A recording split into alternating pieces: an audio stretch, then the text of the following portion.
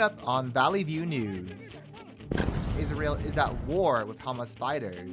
We have the latest updates including local reaction. Plus, Simone Biles makes history as the most decorated gymnast. We take a look at our most recent successes. And Governor Gavin Newsom vetoes a bill on psychedelic mushrooms. Hello and welcome to Valley View News. I'm Lauren Hanna. And I'm Najera. We have a variety of today's stories, including the latest detail on the war in Israel. Our Alex Perez is standing by in our digital media center. But first, we take a look at news in LA County.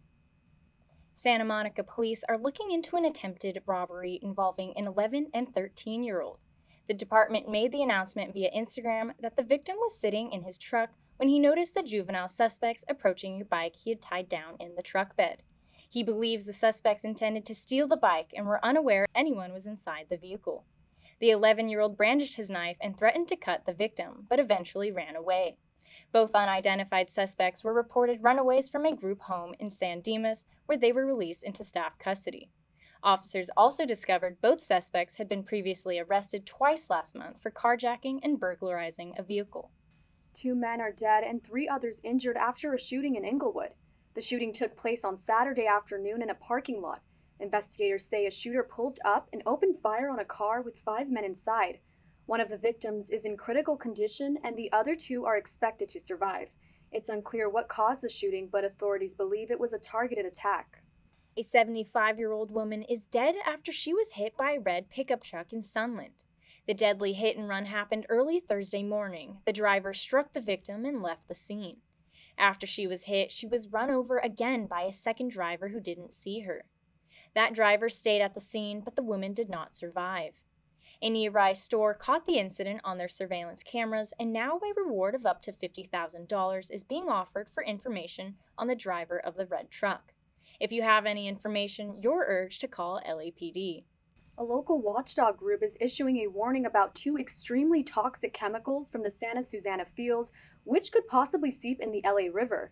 Polychlorinated biphenyls, or PCBs, and polyphenol alkyl substances, or PFAs, are the alleged pollutants. They are dubbed forever chemicals as they last thousands of years.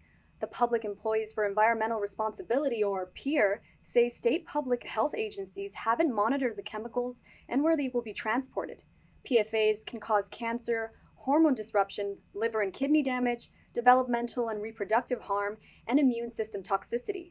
Local water officials are denying the claims, saying work is in progress to address the reports and that there aren't any dangerous toxins in the water. Thousands of Kaiser Permanente workers walked off the job for the largest healthcare strike in United States history. Valley View News' Tashi Rios spoke with workers on the picket lines. It's the sound of healthcare workers who walked off their job October 3rd. Kaiser Permanente workers went on strike nationwide after their contract ended the week before. Cindy Bellevue is one of the thousands impacted. We are out here on strike without pay, so we had to walk away from our jobs. And so what that's affected me is I won't get paid. This is amazing. There's a great turnout. We're here in Panorama City representing each other. We have outline clinics. The workers are fighting for a pay increase and better staffing that many like Marisol Solis say has left them feeling run down. Patients deserve better, and we need to end the short staffing crisis now, and Kaiser executives need to bargain in good faith. The movement affects patient care, where some are waiting on the phone for 2 hours only to be able to make an appointment in 2 to 3 months. Kaiser Permanente said in an online statement that they're disappointed with the call for a labor strike and that they continue to provide employees with market-leading wages, excellent benefits, generous retirement income plans, and valuable professional development opportunities. Over 75,000 workers are on strike right now across the U.S., which makes it the largest healthcare strike in U.S. history. Reporting from Panorama City, I'm Tashi Rios for Valley View News. Tashi, thank you.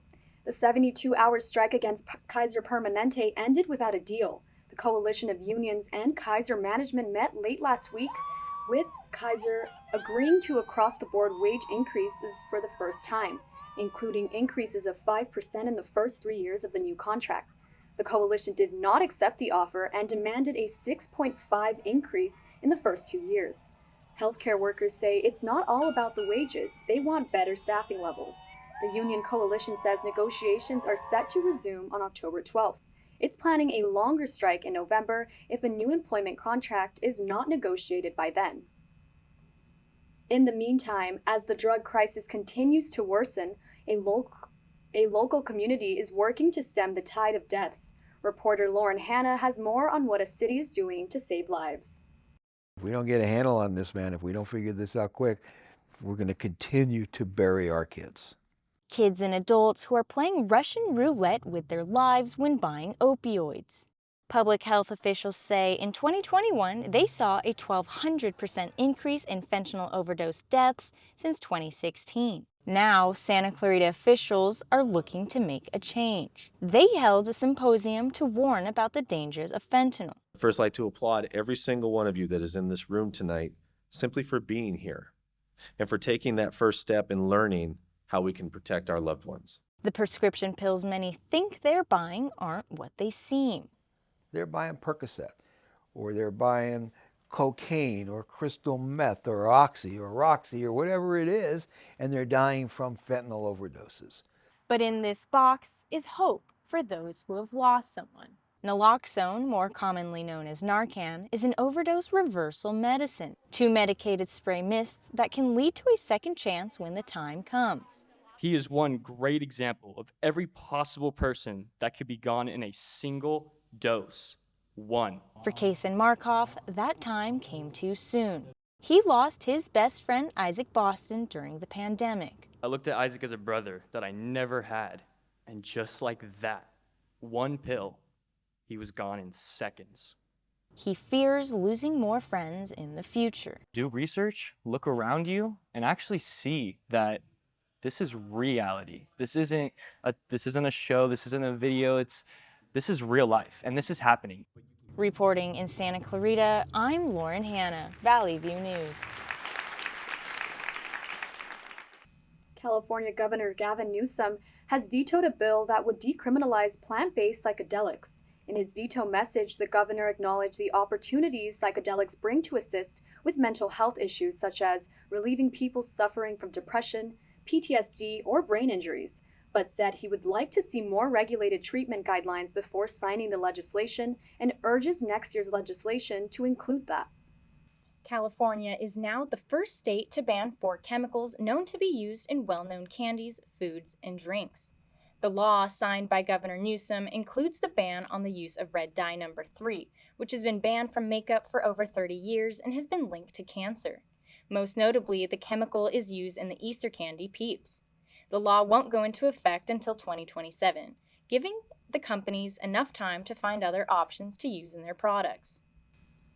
Months after wildfires devastated the area, tourism is resuming in West Maui. The area around Lahaina was scheduled to welcome back travelers earlier this week in an effort to boost economic activity.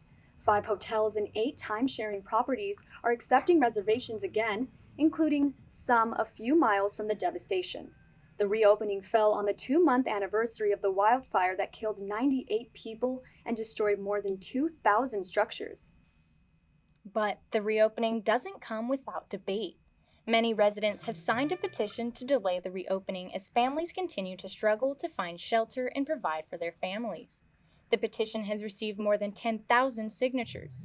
The move has reignited an ongoing debate about the state's reliance on tourism. The Maui Economic Development Board says around 70% of every dollar is generated by the visitor industry. Residents have been putting pressure on politicians to find ways to diversify the economy and for land to be given back to the native Hawaiian population. Pennsylvania authorities have issued an arrest warrant for the suspected killer of journalist Josh Kruger.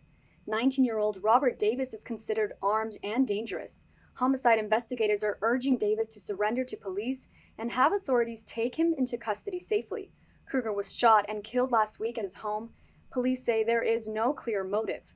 He was an award-winning journalist and advocate who covered LGBTQ rights, homelessness, HIV and Addiction for the Philadelphia Inquirer and Philadelphia Citizen. Kruger was 39 years old. More to come on Valley View News. The death toll is rising in Israel as fighting is raging days after Hamas fighters breached the border from Gaza in an unprecedented surprise attack. Our Alex Perez has the latest, including how the U.S. government is reacting. Stay with us. What are you doing in there? What's that? I wouldn't do that. What are you doing? What are you looking for?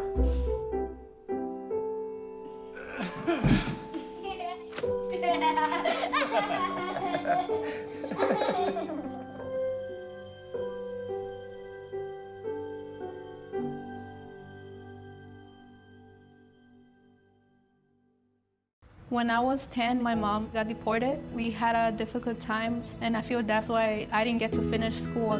My husband is really supportive in a way that he pushed me to go back to school. She wants to have a career so her kids can look up to her. They both keep me motivated to go to school, and they see that if I do it, like they can do it too, you know? I feel that everything's possible. Find free adult education classes near you at finishyourdiploma.org.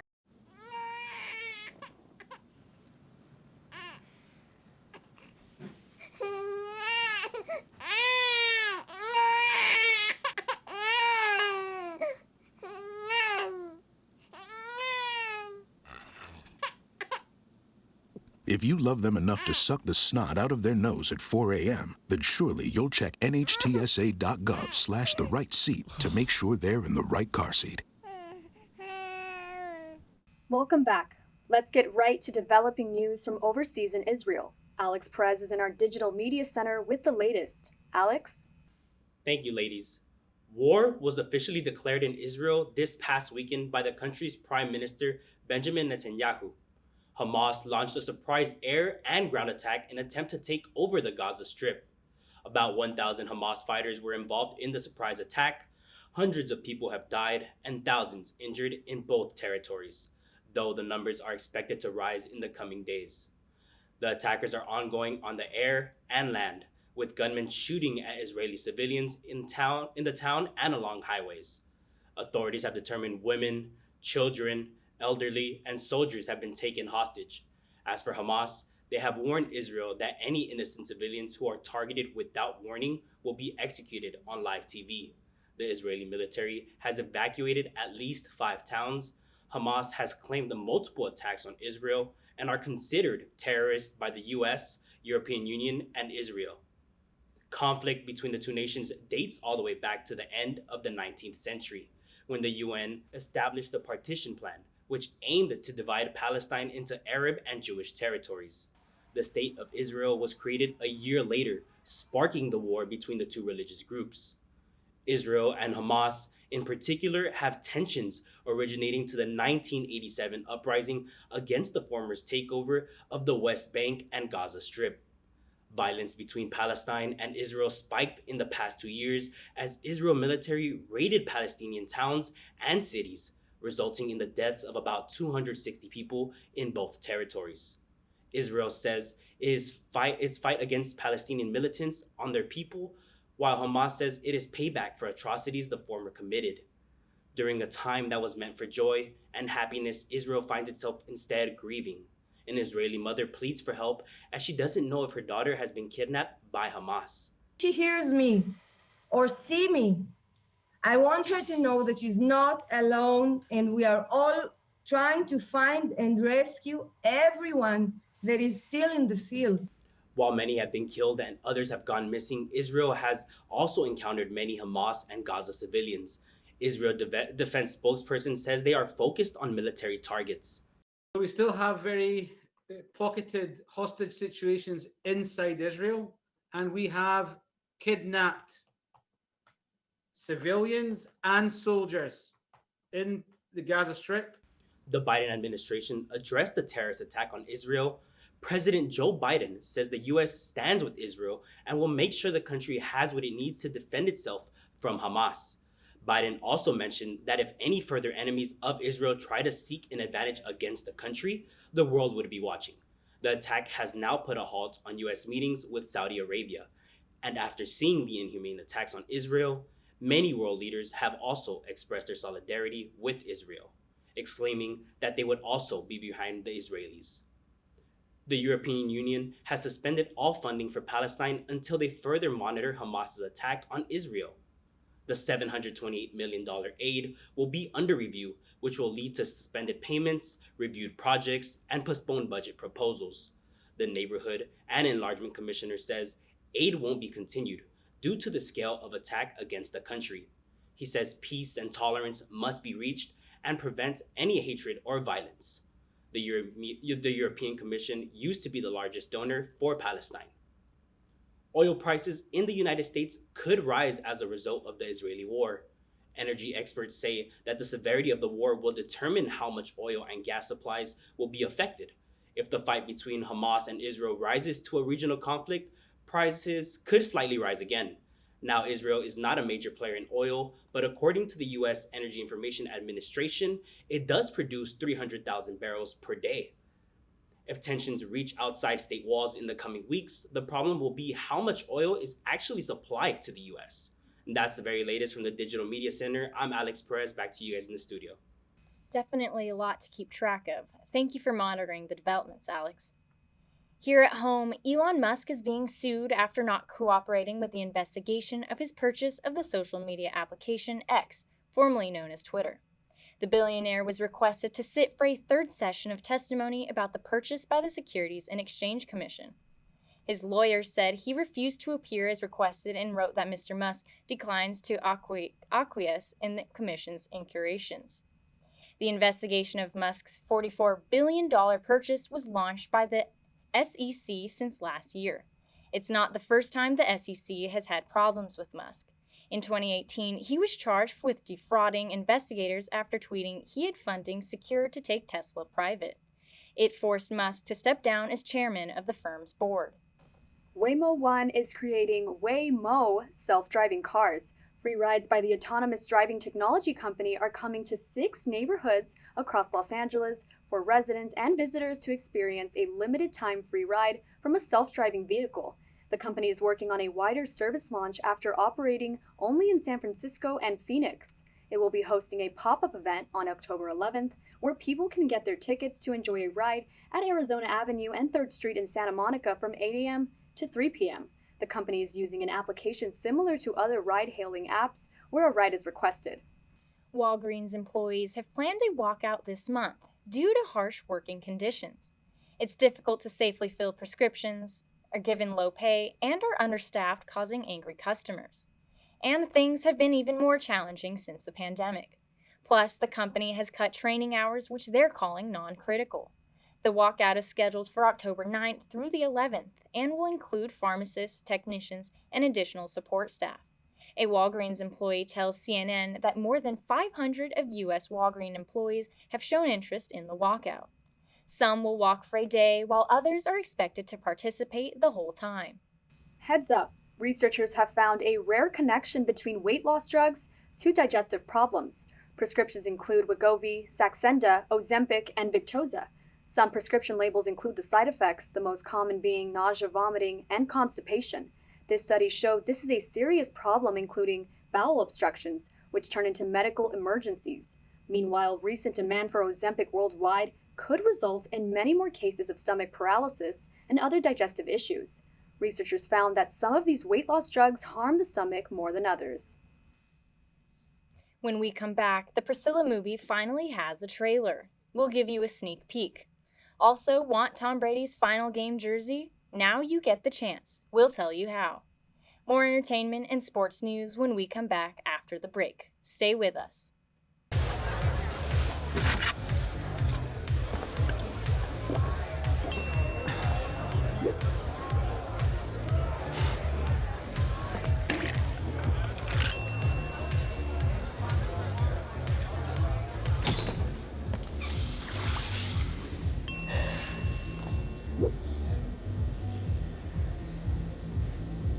If you need to do something to feel okay to drive, you're not okay to drive. Don't drive buzzed. There is a road laid out for me. First night here, but Amy seems cool. leading down to the river. I am blind, but I need not see. What do you think? I know this road is there for me. If I'm really free, take me down to the river and walk.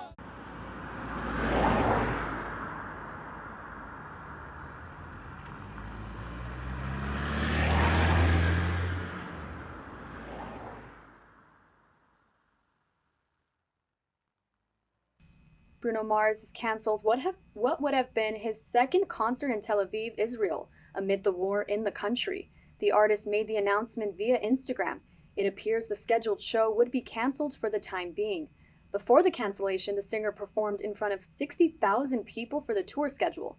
No word yet on when the concert will be rescheduled. Saturday Night Live will finally be making its return as the Hollywood writer's strike has officially ended.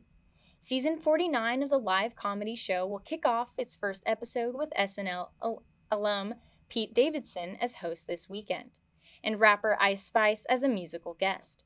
Davidson was set to return as a guest earlier this year before the strike put a pause on the show. The following episode of SNL will be hosted by Bad Bunny, and he will also be performing as the musical guest. You're in for a scare. This chilling book series is getting a reboot.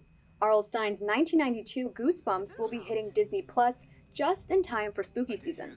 Stars like Justin Long and Rachel Harris will be a part of the 10-part series. Several of Stein's stories will be brought back to the screen, and for anyone who read the books during their childhood, they might see titles like Say Cheese and Die or The Haunted Mask.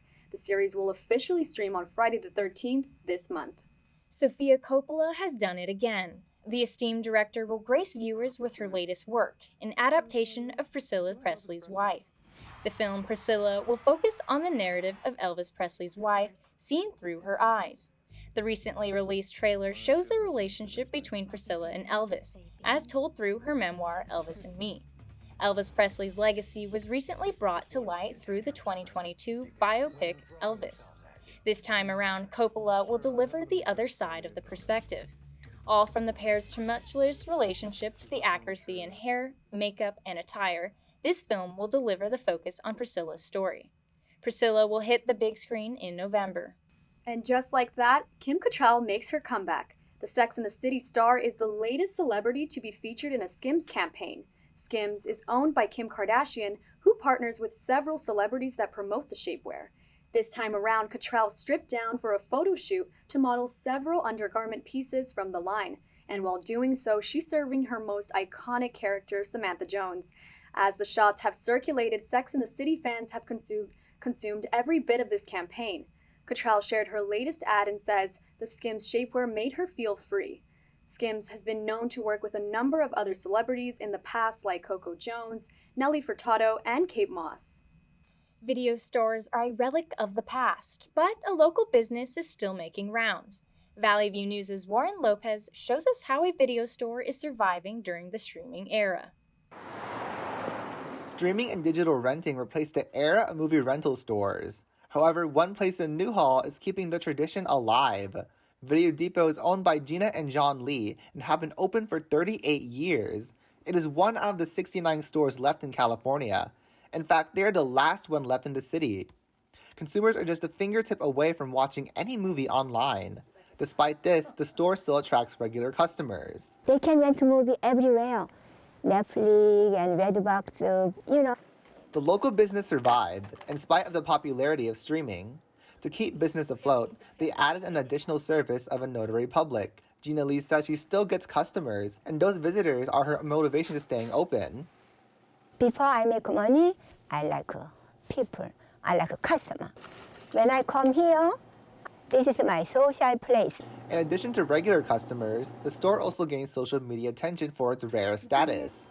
Video Depot customers Diego Lino and Ellie Montez say they found the store on Instagram and wanted a retro experience. Just the atmosphere, it really feels like a really cool, comfortable place of just enjoy movies and kind of just vintage stuff like video games and comics. I think the experience of being able to put in with a DVD and do it yourself, because I feel like you just you click, it's not as fun, you know, kind of nostalgic. Video Depot is open daily starting at 11 a.m. and they are located on Lyons Avenue. From Santa Clarita, this is Warren Lopez. That place is a gem. Warren, thank you. On to some sad news. Dick Butkus, a legend of the Chicago Bears and the NFL, passed away on Thursday. The Hall of Famer linebacker played for the Bears from 1965 to 1973 and was a recognizable figure. Butkus, often known as the Maestro of Mayhem, was a star both on and off the field who personified Chicago. He was 80 years old. Los Angeles Rams star wide receiver Cooper Kupp made his 2023 season debut this past Sunday against the Philadelphia Eagles. Kupp suffered a high ankle sprain during Week 10 last year and then a hamstring injury during training camp, missing a total of 12 games. Even with the loss, the receiver had 8 catches for 118 yards. The Rams are scheduled to host division rivals Arizona Cardinals this upcoming week. Next man up. The jersey Tom Brady wore in the final game of his 23-year career will be auctioned off in Las Vegas next month. Do you know what the potential price tag is? $2.5 million. Wowza. Making it the most expensive football jersey ever sold at an auction if purchased for that amount. The auction for Brady's Tampa Bay Buccaneers number 12 jersey is set for November 17th at the Wynn Hotel. I don't know if I could be spending that much on one jersey. It's definitely an interesting auction. Simone Biles is dominating the gymnastics scene. Just 3 months back in the game, her return has already boosted her career. She won the individual all-around title at the World Championship competition for the 6th time in her career. This now makes Biles the most decorated gymnast in history among men and women. The American gymnast now has 34 medals between World Championships and the Olympics. Biles, known for her flawless displays, garnered just enough points throughout her competitions to place, and won her silver medal from its competition. She is set to compete in the Olympics that will be in Paris this time around next year. Clippers fan Eric Bowie has delivered a custom jersey that could be considered quality you can taste. Bowie, an illustrator, designer, and engineer based in California, partnered with the popular restaurant In-N-Out to create this unique Clippers jersey. Following the Clippers' rocky history this past season, from Kawhi Leonard's injury to Paul George's injury as well, Bowie took this on as an outlet. He says doodling players for some art was well received by fans and something he enjoyed drawing. He has continued to create new drawings for every regular season game, which then turned to an In-N-Out sketch. This jersey mock-up is inspired by one of the burger's logo and color scheme. His latest design, referencing the food chain, was meant to appeal to sport fanatics and a silly, fun representation of California. All this talk about burgers is making me a little hungry. Same. I'll have to pick one up on the way home. That's all for us at Valley View News. I'm Lauren Hanna. And I'm Allie Najera. For stories any time of day, see our YouTube channel at Valley View News and our Instagram page at Valley View News CSUN. Thank you for watching.